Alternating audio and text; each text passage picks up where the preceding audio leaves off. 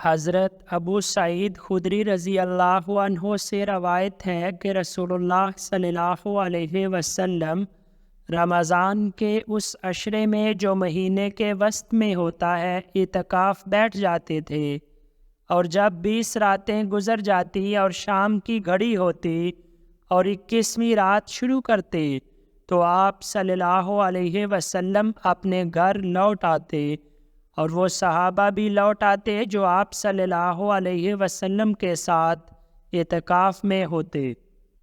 ایک رمضان میں ایسا ہوا، آپ صلی اللہ علیہ وسلم جس رات کو لوٹ آتے تھے اس رات اعتکاف ہی میں رہے،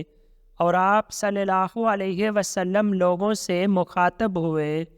اور اللہ نے جو چاہا آپ صلی اللہ علیہ وسلم نے ان سے فرمایا۔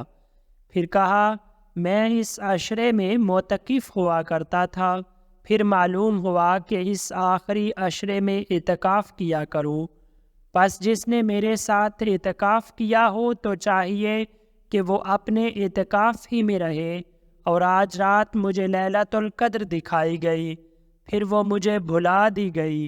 سو اب تم آخری عشرے میں اس کی تلاش کرو اور ہر طاق رات میں ڈھونڈو۔ اور میں نے اپنے تئیں دیکھا کہ میں پانی اور کیچڑ میں سجدہ کر رہا ہوں، تو اس رات می برسا کہ مسجد کی چھت اس جگہ ٹپکی جہاں رسول اللہ صلی اللہ علیہ وسلم کی جائے نماز تھی۔ یہ 21ویں رات کو ہوا جو میری آنکھوں نے مشاہدہ کیا۔ میں نے آپ صلی اللہ علیہ وسلم کو دیکھا کہ آپ صلی اللہ علیہ وسلم صبح کو لوٹے ہیں،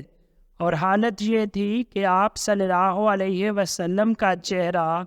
کیچڑ اور مٹی سے بھرا ہوا تھا۔